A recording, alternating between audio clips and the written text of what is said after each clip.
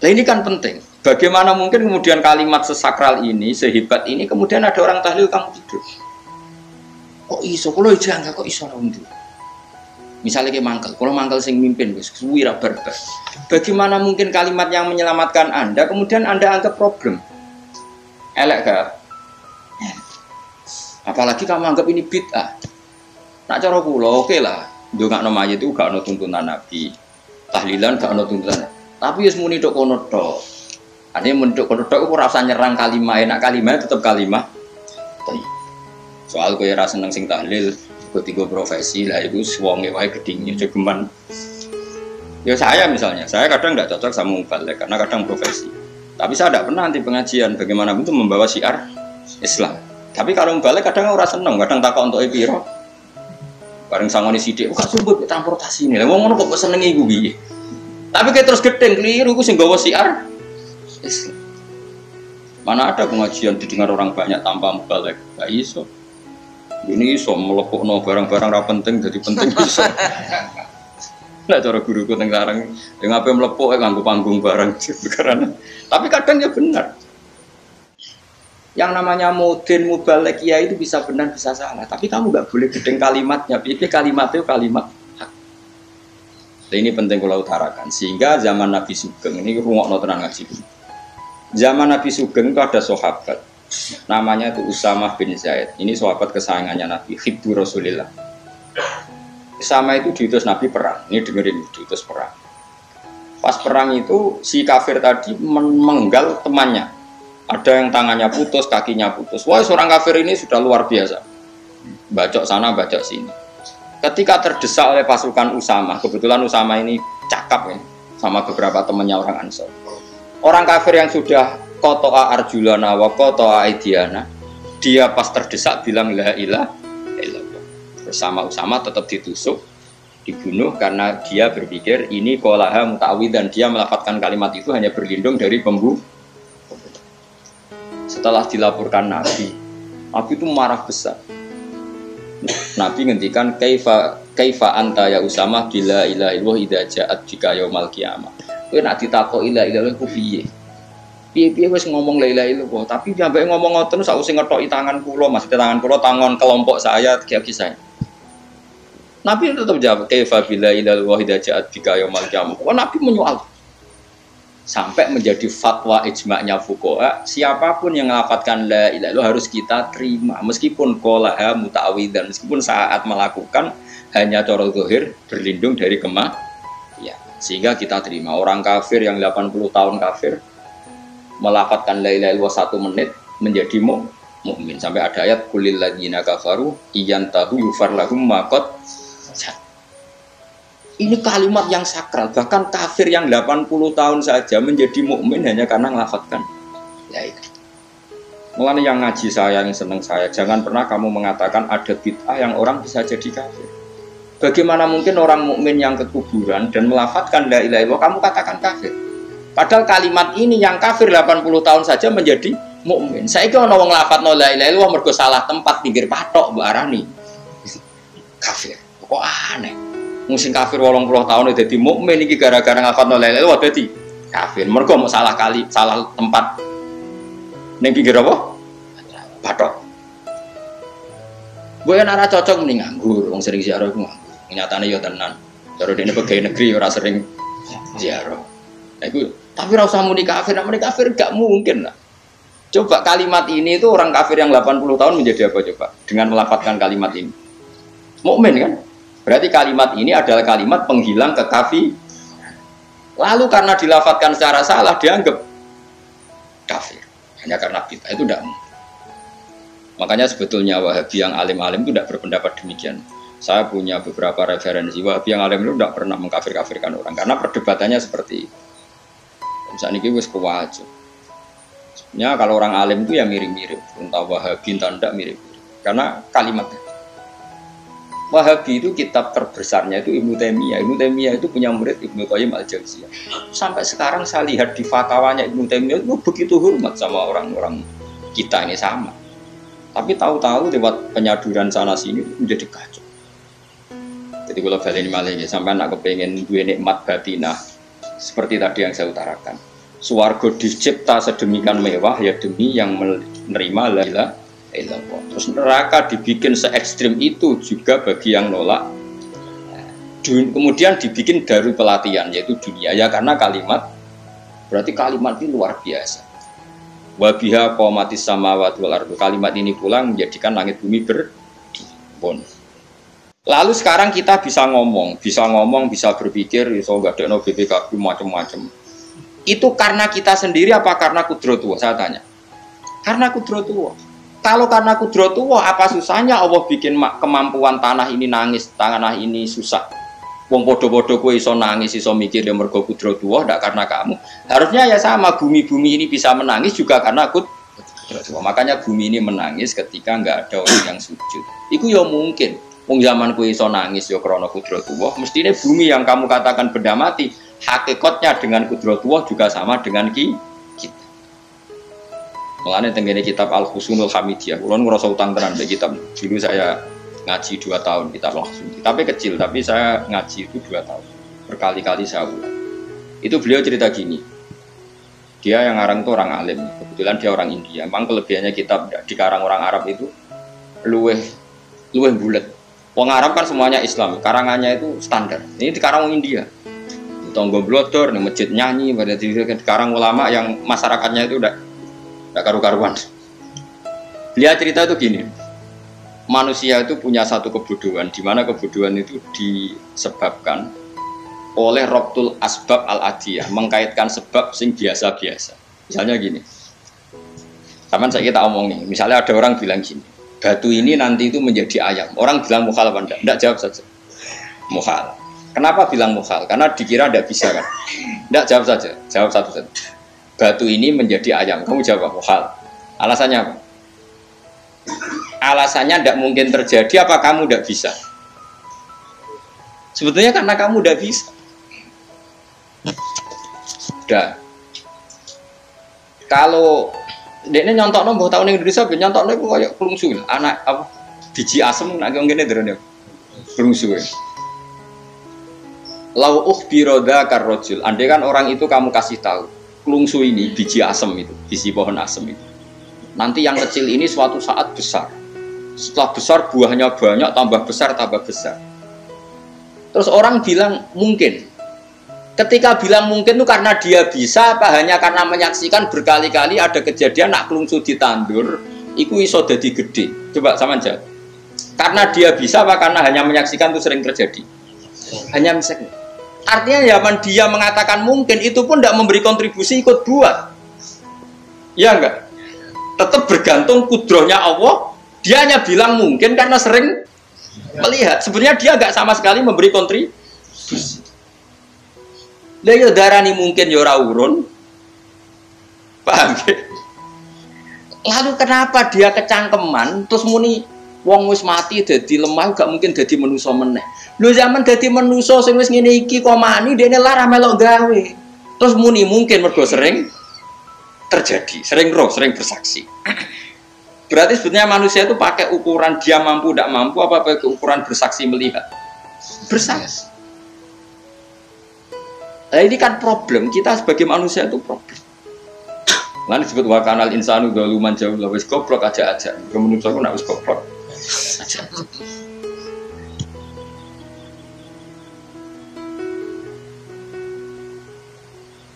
Makanya saya kemarin diminta ngisi di pondok kajian.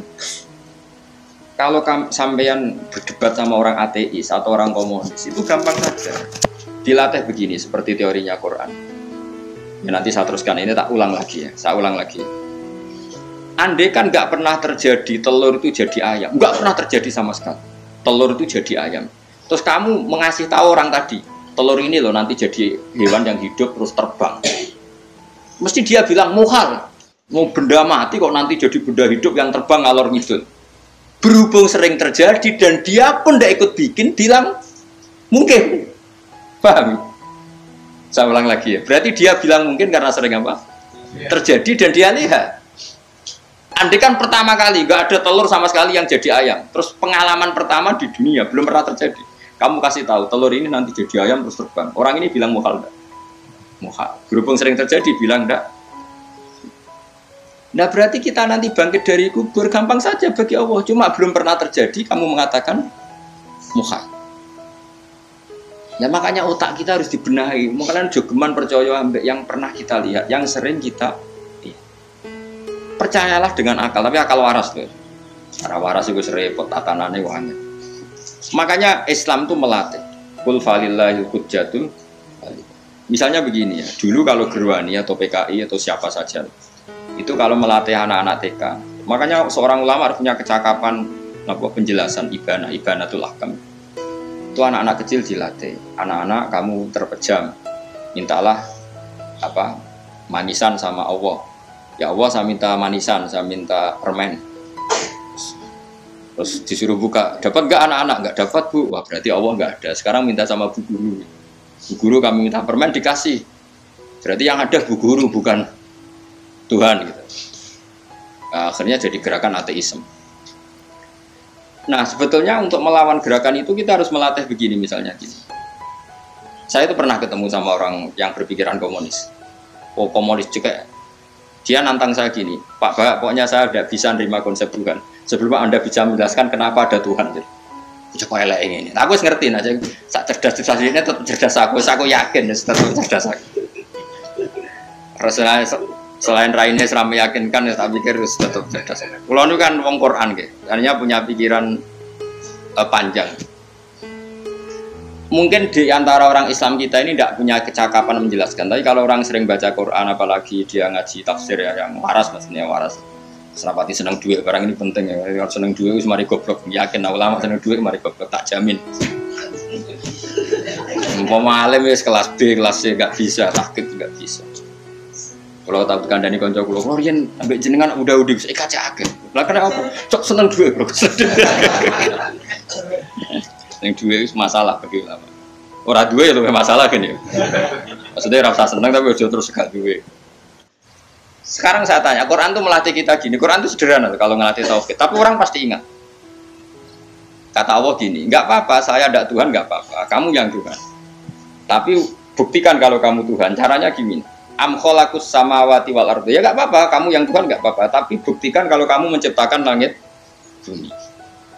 Mereka pasti ikrar, ya enggak mungkin saya menciptakan bumi, yang saya lahir sudah ada bumi. Yesus lahir sudah ada bumi, enggak mungkin Tuhan. Terus Tuhan membuat pertanyaan kedua, am khuliqu min ghairi syai'in. Ya sudah, kalau saya ada Tuhan lalu enggak ada Tuhan, berarti alam raya ini tercipta oleh sesuatu yang enggak ada. Aneh enggak? Misalnya sebelum alam raya ini enggak ada Tuhan. Berarti sebelum alam raya ini kan adanya nihilisme, sesuatu yang nggak ada. Kemudian sesuatu yang nggak ada menjadi penyebab sesuatu yang ada. Aneh gak? Menurut saya aneh. Sesuatu yang nggak ada itu mestinya kan nggak bisa ngelabeti, nggak bisa berfungsi, nggak bisa ada gunanya. Mau jenenge raono, aku ya marai popo. Mau raono kok jadi sebab. Sesuatu yang menjadi sebab itu yang wujud apa yang nggak ada? Yang wujud. Saya takut. Nah kalau nggak ada Tuhan, berarti alam raya ini lalu sebabnya apa? Ya dari ketiadaan, lalu tiada itu menjadi sebab. Yang tiada kok jadi sebab, kemil. Mikir. Di mana-mana yang sebab itu harus barang yang wujud, nggak boleh tiada kok jadi sebab. Ini kan jadi aneh, sesuatu yang tiada menyebabkan sesuatu yang ada. Jadi, ya pokoknya ronde ini kalah. Tahu kamu nak pikir nganti mati temenang aku ini kono. Makanya sebetulnya dalam ilmu mantek, pertama itu kita tidak harus iman Tuhan itu namanya Allah, tidak harus. Makanya pertama dikenalkan, sementing kenal Tuhan itu ada dulu. Disebut dat sing wajibil wujud, belum disebut namanya Allah. Allah itu disebut nama Islam, paham ya? Saya ulang lagi, Allah disebut itu nama Islam. Tapi kalau penemuan akal hanya sampai kita ini butuh dat sing wajibil wujud, sing menjadi penyebab semua alam raya ini. Di bahasa Arab disebut musabbibul asbab. Belum menyebut Allah, musabbibul asbab. Islam pun pertama Iqra turun ya nggak nyebut Allah. Iqra bismi rabbikal ladzi khalaq, khalaqal insana min 'alaq. Iqra wa rabbuka. Tuhan itu siapa? Yang mencipta. Nah, yang mencipta ini oleh syariat Islam disebut Allah. Tapi dalam logika yang penting kue kenal ono musabbibil asbab. Pastikan bahwa alam raya ini yang wujud pasti disebabkan sesuatu yang ada. Nggak boleh barang wujud kok diciptakan oleh sesuatu yang tidak Ada. Yang gendeng ora barbar, barang ra ono mbok sifati al-khaliq. Sing gawe langit bumi apa? Pencipta. Penciptane apa? Sesuatu yang tidak ada. Kowe ikhlas diutek ngono kowe ikhlas to. Gak kowe ikhlas to ora diutek ngono iku. Kowe gelem dadi bodho iki. Gelem kowe. Mboten. Nah, nikmatmu jenenge nikmat batin. Mulane sing suwun nang kalimat la ilaha illallah. Wes ana sing bid'ahno lah iku wong nganggur, beno sak uni-unine. Tapi kadang memang kita berlebihan. Tahlilan rabar-bar matang puluh dinane rabar-bar muga alasane wis disangoni akeh tahlil sedih lho sakake penggemar sing keselen sing rantuk sangu ya butuh cep. Sing entuk sangu tenang ae wong dene. Lane cara kula niki penting kula utarani. Kowe nek ra cocok tahlilan 40 dina wis ngomong ae kira cocok model harinya. Tapi ki aja menolak kalimat la ilaha illallah iku disifati kanjeng Nabi kalimat thayyibah. Wong Nabi we nyifati thayyibah, kalimat yang suci kok nyifati bid. Soal karena cocok wong sebut. Jale kamu bilang saja wong mati wis sangu amale lha kok didongakno barang. Nek kowe pengen ndonga ora usah ndonga. Ya ora usah biasa. Kula lah mbok dongakno ya ora seneng. Gak meyakinkan. Karo dene mlebu swarga butuh dongamu ora ono swarga fadhole pangeran apa dongakno. Ya tapi kowe ndonga aku ya seneng. Senenge ya semau lah timbang nyanyi-nyanyi rame-rame sak ngono. Mandi mbok ora pokoke. Saya ulang lagi ya. Makanya Quran itu melatih logika sampai seperti itu. Am khalaqus samawati wal ardh bal la yuqin. Sampai terus diulang-ulang. Am khuliqu min ghairi syai'in. Kalau mereka merasa Tuhan enggak apa-apa, tapi buktikan mereka ini wujud sendiri tanpa sebab. Atau begini, kalau mereka tidak tahu sebab pencipta langit bumi, mereka sendiri suruh yakin kalau mereka adalah penciptanya. Am humul khaliqun, enggak apa-apa. Tapi masih Abu Jahal gendeng lah, masih Abu Lahab ngawur lah, nak takoi, ya wes pangeran kowe wae sing gawe langit bumi. Penggemarnya saja pasti tertawa. Mosok Abu Lahab darani pencipta langit bumi, wong lahir wae ning bumi. Tapi Quran oleh nggo jawab am khalaqus samawati wal ardh. Apakah mereka menciptakan langit? Bala yuqin, mereka pun tidak pernah yakin. Jadi itu pangeran. Makanya di mana-mana orang alim itu suka debat. Karena pangeran sendiri kalau menjelaskan kebenaran seringnya juga nantak debat. Kata Allah, Qul ara'aytum ma tad'una min dunillah aruni madza khalaqu minal ardi am lahum syirkum fis samawat. Enggak apa-apa mereka Tuhan kata Allah, tapi buktikan zaman langit diciptakan mereka memberi kontribusi apa? Apa urun bego, apa urun cagak, apa piye lah pas aku gawe langit iku dekne urun apa jare am lahum syirkum fis samawat. Misale urun apa lah? Urun tol ta urun apa lah. Itu pangeran. Mereka kan pasti menjawab enggak. Terus itu nih kitab bimbing qobliyada. Kalau kamu nggak percaya Quran sebagai kitab buah nggak apa-apa, tapi buktikan kamu punya kitab tandingan. Nggak, mereka nggak punya juga. Atau gini, nggak usah Quran, ke sakralan. Au asarotim min ilmin, atau kajian ilmiah yang membuktikan bahwa Yesus itu Tuhan, atau yang membuktikan bahwa berhala itu Tuhan. In kuntum shodiqin, nggak apa-apa kalau kamu benar buktikan. Nah, itu makanya semua nabi itu punya kecerdasan, karena tadi nabi kadang nantang itu nih kitab bimbing qobliyada au asarotim min ilmin in kuntum shodiqin. Tapi sekarang orang alim soleh itu jarang. Yang orang ngerung soleh rapati ngalim, ngerung sing alim biasanya rapati soleh. Lagulan itu masuk rontok-rontok, ya rontok soleh ya rontok, tapi lumayan masih menjaga hujat tuh. Sebab itu ulama dulu mengajarkan Allah itu siapa? Disifati zat sing wajibil wujud. Karena alam ini kadung ada. Kalau alam ini kadung ada, pasti penyebabnya sesuatu yang wujud. Tapi kalau wujudnya mungkin, bahaya. Wong sing gawe wae wujude terima mungkin bisa wujud bisa tidak. Makanya dipermanenkan yang gawe alam ini zat sing wajibil wujud. Sing wujudnya wajib. Wajib itu enggak bisa enggak pasti wujud. Nah, terus kita kenal itu namanya khaliq, itu musabbibil asbab, itu khaliqul asya. Lalu oleh Islam zat yang demikian itu disebut Allah. Terus jadi la ilaha illallah. Nah, orang yang bertauhid gini tentu punya kenikmatan batin yang luar biasa. Sehingga saya bayangkan nanti mati yang ngono biasa wae kan. Gusti zaman kula teng donya ora melok ngatur oksigen, ngatur nyawa, apa mati darang. Mulai dari Sidin Ali, jenengan nak mati tambah pinter apa biasa? Ya biasa wae. Ning bumi yo ndelok kudrohe Allah, kok ning akhirat ndak ra padha wae ndelok kudrohe Allah. Lane beliau masyhur guyonan beliau lau kusifal khata mastatu yakin. So ben aku nek mukasafah ning akhirat imanku yo ora tambah, ya biasa wae, standar-standar ae. Maksudnya kue ning dunya ujung-ujungnya paling pokok yang menyaksikan kudratullah, Sok ben ning akhirat ujung-ujungnya paling pokok ya delok kudrat. Ning donya saiki Allah ya matlubi sing kita cari, sok ben ning akhirat ya Allah mat. Paham ya? Artinya hukum dunia dan akhirat itu sama. Kita di dunia golek ridhane Allah, ning akhirat ya golek napa? Ridhane. Lah soal kecil itu, tapi ning akhirat kan masalah, pun rokok masalah, diutang ditagih ya masalah. Kere suwi iku ya masalah. Ya biasa jenenge makhluk anane masalah. Sing ora oleh di masalah pangeran. Pangeran jadi duwe masalah. Biasa wae.